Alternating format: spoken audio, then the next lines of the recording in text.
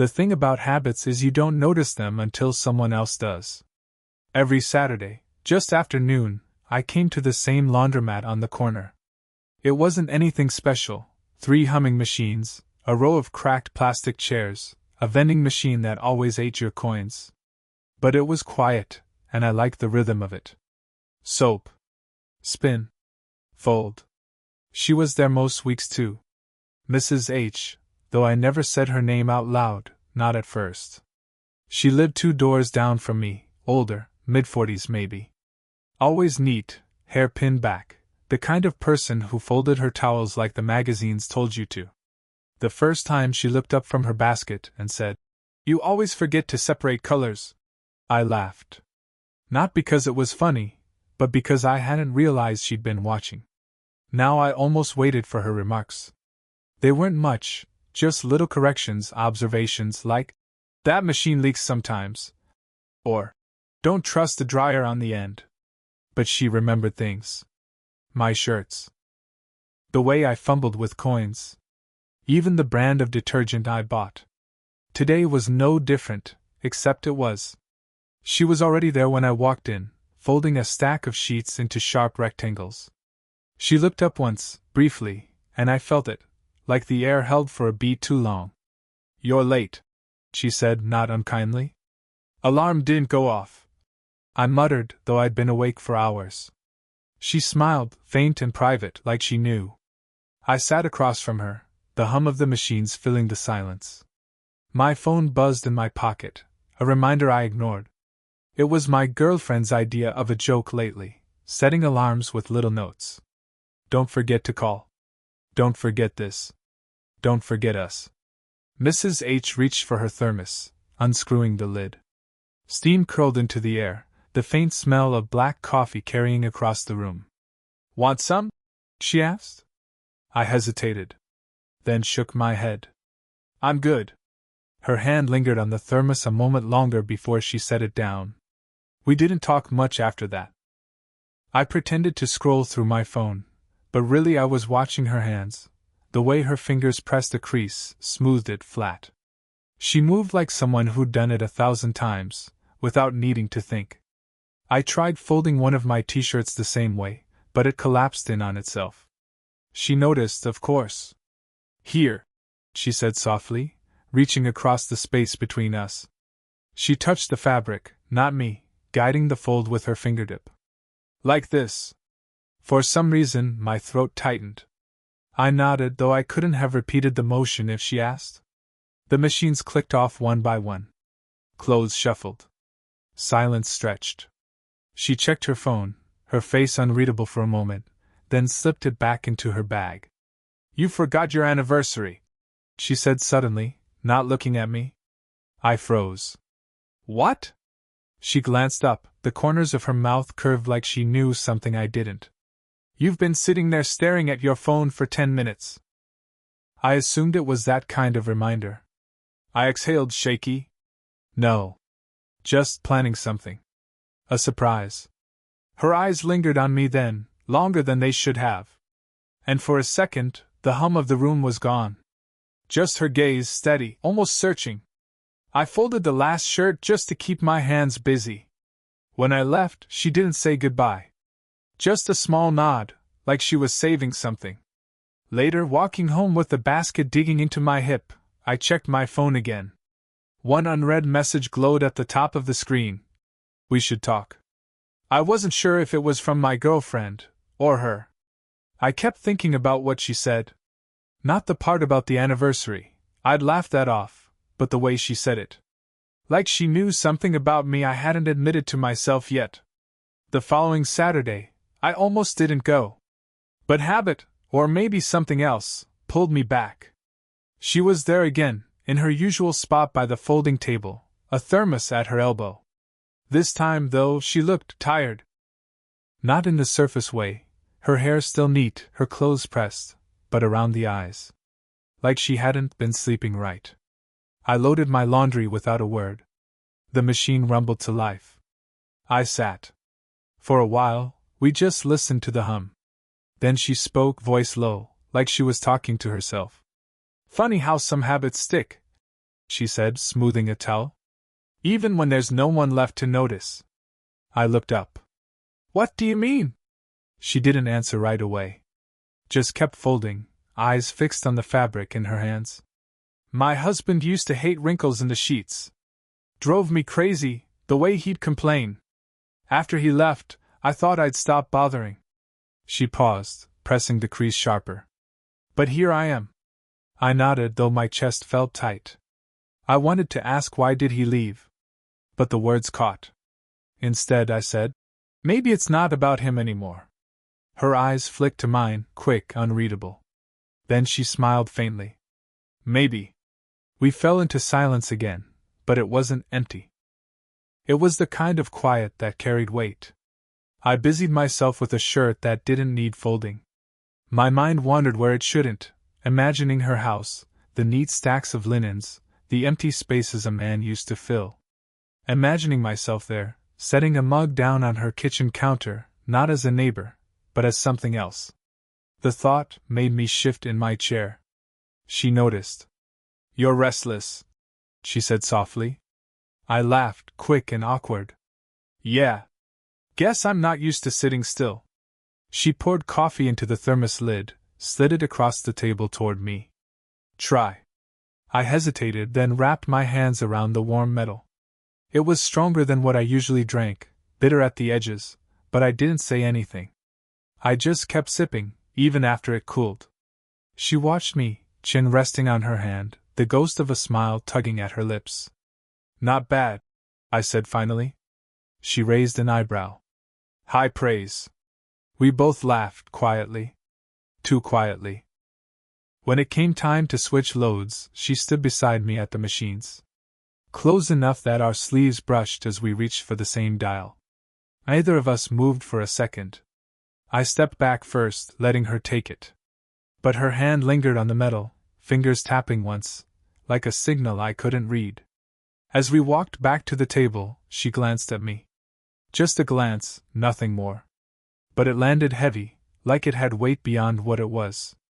And later, thinking back, I couldn't explain why that moment stayed with me. Maybe because it felt like someone finally saw me. The next Saturday, she wasn't there. I told myself it didn't matter. I did my laundry, sat in the same cracked chair, scrolled through my phone without reading a word. But the silence was different without her thermos clicks, without her small remarks. The whole place felt empty, even with the machines roaring. When she finally came back the following week, I noticed before I meant to. A flash of her coat, the way she tucked a strand of hair behind her ear. Relief hit me harder than it should have. Thought you quit, I said, keeping my tone casual. Just busy, she murmured, not meeting my eyes. She set down her basket, a little heavier than usual. I watched her hands, quick, practiced, but restless too. Like she wanted to be anywhere but here. I almost asked. Instead, I unfolded and refolded the same shirt 3 times. Halfway through, the door opened. My friend Chris strolled in, earbuds dangling, a bag of laundry slung over his shoulder. He saw me, then her. Raised his eyebrows, smirked. Didn't know you had company, he said. I froze. She's my neighbor. Right, he said, drawing the word out. Then he winked, like the whole thing was a joke. She didn't laugh. She kept her eyes down, folding, her face unreadable. I hated that look on her, the retreat, the way she pulled back into herself. Chris left after a few minutes, bored. The silence he left behind felt different. Dense. You don't have to explain, she said finally, voice quiet. I looked at her. Explain what? Her hand paused mid-fold, a crease left unfinished. People assume things. That's all. Something in my chest twisted. I wanted to tell her it wasn't like that I hadn't thought of her that way. Except I had. Every single week I had. Instead I said, they don't know anything. Her eyes flicked to mine, sharp, searching. For a second, I thought she'd call me out. But she only nodded, slow, like she was agreeing with something else entirely. We packed our clothes in silence. But when I bent to pick up a sock that had slipped under her chair, My hand brushed her ankle. Just for a second. Warm. Too close. She inhaled sharp. I looked up. Her gaze met mine, steady, unblinking. My hand still holding the sock like an idiot. I opened my mouth. No words. Just air. She tilted her head barely, like she was waiting. Or warning. I almost leaned closer. Almost. Then the machine buzzed, harsh and loud, breaking it. She pulled back, straightened the stack of clothes that didn't need straightening. Careful, she said softly, almost to herself. And that was it. I walked home with my laundry bag heavier than usual, though half of it was still damp. It wasn't Saturday this time. It was Tuesday evening. I was coming back from class when I saw her out front, sitting on the low brick wall near our building, a grocery bag beside her feet. She wasn't doing anything, just staring at the streetlights flicking on, her hands folded too neatly in her lap. I almost kept walking. But then she looked up, and it was too late. Long day? I asked. She gave a small laugh, dry. They're all long lately. I sat down beside her, the bricks still warm from the sun. Too close, maybe, but she didn't move away. The bag rustled at her feet, bread, milk, a jar of honey. Ordinary things. You weren't at the laundromat, I said. Didn't feel like it. I nodded, staring at the street instead of her. Cars hissed by, their headlights washing us in brief bursts of white. The silence stretched until it started to feel like something else. Then she said, Your girlfriend. Does she live here too? The question caught me. I swallowed. No. Different neighborhood. She nodded, slow. She's lucky. The words hung there, heavier than they should have been. I wanted to answer, You don't know her, she doesn't even see me anymore, not the way you do. But I didn't. I just rubbed the back of my neck, buying time I couldn't use. Her hands twisted in her lap, unclasped, clasped again. Sometimes I wonder if people know when they're not enough. Or if it just sneaks up on them. Her voice cracked a little, the first time I'd heard it break. I turned then, really looked at her. You're not. The word stuck. That's not what I see. Her eyes flicked to mine. A second. Too long. I thought she'd laugh it off, or change the subject. Instead she whispered, You shouldn't say things like that. The air between us tightened. I could hear my own heartbeat, too loud in my ears. I didn't mean. I started then stopped, because I had. I meant every word. She reached down, fiddled with the grocery bag. Pulled out the jar of honey, turned it in her hands as if it mattered. My son used to call this liquid gold. He'd want it on everything. I hadn't known she had a son. The detail cut sharper than it should have, carving a space I hadn't pictured before. Someone else in her story, someone I'd never be. Where is he now? I asked. College, she said softly. Far enough away it feels like a different world. I nodded, throat dry. We sat there, side by side, the jar of honey glowing faintly under the streetlight. Her hand brushed mine when she set it back in the bag. Just a graze. But neither of us moved. I turned my palm slightly, just enough that if she shifted even a fraction more, our fingers would touch. She noticed. I know she did. But she only whispered, barely audible. What are we doing? The question hung there, unanswered. The next Saturday, she wasn't there again. At first I thought maybe she'd just come later. I loaded my laundry, sat in the usual chair, waited. But every time the bell over the door jingled, it was someone else. A stranger with a bag of sheets. A dad with a toddler tugging at his sleeve. Not her. By the time my dryer buzzed, I knew. I carried my basket home slower than usual, glancing up at her windows without meaning to. Curtains drawn. No sign of her. Sunday passed. Then Monday. Nothing. On Tuesday night, I saw her car in the driveway, but the lights in her place were off. I stood on my balcony longer than I should have, debating whether to knock. I didn't. When I finally saw her again, it wasn't at the laundromat. It was at the grocery store, in the baking aisle, her hand hovering over a row of sugar bags. She looked different somehow, more distant, like she'd stepped into another life in the days I hadn't seen her. She noticed me before I could decide whether to say anything. "Hey," she said, with a small smile that didn't reach her eyes. "Hey," I echoed, awkwardly adjusting the basket in my arms. "You disappeared," I added before I could stop myself. She tilted her head, studying me. "Did I? Or did you?" I didn't know how to answer that. We ended up walking out together, her bag light, mine heavier than I remembered. Outside, she stopped by her car and rested the groceries on the roof.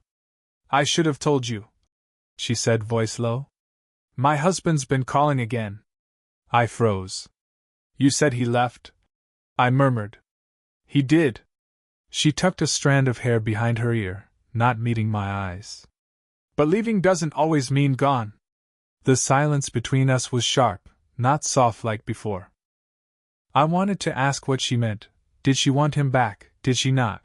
Why was she telling me at all? But her phone buzzed just then.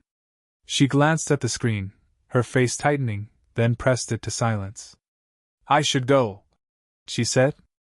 And just like that, she was in her car, the doors shutting with a dull thud, her taillights glowing red before fading down the street. I stood there too long, groceries cutting into my hand. Later, at home, I typed a message out, "I'm here if you need," then erased it. Typed again, "I don't care if he calls." I erased it. In the end, the screen was blank. I didn't feel heartbroken. I felt paused. Like life forgot to finish the sentence. And I wasn't sure if I should wait for it, or write it myself. It was late when I saw her again. Not Saturday, not the laundromat. Just a Tuesday night, the glow from her kitchen spilling faint yellow onto the sidewalk. Her curtains were half open, like she'd forgotten to close them all the way. I almost kept walking. But then the front door opened, and there she was, barefoot, holding a mug of tea. "You're out late," she said. "So are you." She smiled faintly, but her eyes looked tired. She leaned against the doorframe, mug held close, steam curling in the cool air. For a moment neither of us moved. Then she stepped back, just a little. "You can come in if you want." Her kitchen was small, warm. A single lamp lit the table, stacks of unopened mail piled in the corner. She set the mug down, pushed a chair out with her foot. I sat. She didn't. She leaned against the counter, arms folded, like sitting would mean something she wasn't ready for. "My husband," she began, then stopped. "Ex-husband. He wants to try again." The words landed heavy, but not surprising. "What do you want?" I asked. She didn't answer right away. Just rubbed her thumb along the rim of the mug, eyes fixed there. "I don't know," she whispered finally. "Sometimes I think I just want quiet." I nodded, throat dry. The hum of the fridge filled the silence. "I wasn't fair to you," she said after a long pause. "Letting you sit with me. Letting you see me like that." I shook my head. "I wanted to." Her eyes lifted then, sharp, searching. "But why?" I didn't have a neat answer. I wanted to tell her it was because she noticed things no one else did. Because the world slowed down when she was near. Because she made me feel, no, not younger, not older, just real. Instead I said, "Because it mattered." The air between us thinned. She let out a shaky breath, set the mug down, finally sat across from me. "You shouldn't be here," she said softly. "I know." Her hand rested on the table, fingers splayed. Not reaching, not retreating. Just there. I stared at it too long. "If I ask you to go," she murmured, "you will, right?" "Yes." She nodded but didn't move her hand. I placed mine beside it. Not touching. Just close enough the warmth carried. For a while, we sat like that, the silence louder than anything else. Finally, she turned her palm slightly, the faintest shift, enough that our fingers brushed. She looked at me then, steady, almost sad. "Okay," she whispered. And that was all. Seasons shifted before either of us said the word. By the time autumn settled in, our meetings weren't just accidents anymore. Sometimes at the laundromat, sometimes at her kitchen table, sometimes on that brick wall out front when the street was quiet. The spaces we used to fill with silence were still quiet, but different now, comfortable, like the pause between two people who already knew what the other might say. Her ex stopped calling. She didn't tell me directly, but I noticed one evening when her phone buzzed on the counter and she didn't even look at it. Just poured tea, slid the mug my way, the steam curling in the same soft light as before. We never made a big announcement. There wasn't a moment of yes or together. It just shifted. Like the crease in a folded shirt finally holding after weeks of trying. I still went to the laundromat on Saturdays, but now she sat across from me with her thermos of black coffee, the smell filling the air as steady as the hum of the machines. Sometimes she'd fold while I told her about class, sometimes I'd just watch her hands, the way they never rushed. One Saturday, Chris walked in again. He raised an eyebrow, gave me that smirk. But this time, she looked right at him and said, "Can you pass me that basket?" Like it was the most natural thing in the world. And it was. We started walking home together after, baskets in hand. At first we part at the curb, a polite nod. Then one night, I followed her up the steps. She didn't ask why. She just unlocked the door, left it open, and poured 2 mugs of tea. That became the new habit. It wasn't perfect, never was. Some nights she'd drift into herself, staring at nothing for long stretches. Some mornings I'd feel the weight of the years between us like it was written on the walls. But then she'd glance up, catch me watching, and smile in that small, private way. And it was enough. One evening in winter, we sat on the same brick wall where she'd once asked, "What are we doing?" Now the air was sharp, our breaths little clouds. She handed me the thermos lid filled with black coffee, the taste still bitter, still hers. I sipped, handed it back. "It's strong," I said like I always did. She smiled, soft and knowing. "You're used to it by now." And she was right. I didn't need to say more. She didn't either. The streetlights hummed on, the night moving around us, and for once neither of us felt paused. Just quiet. Just enough. Sparkles, did this story stay with you? What kind of quiet, real love stories do you want to hear next?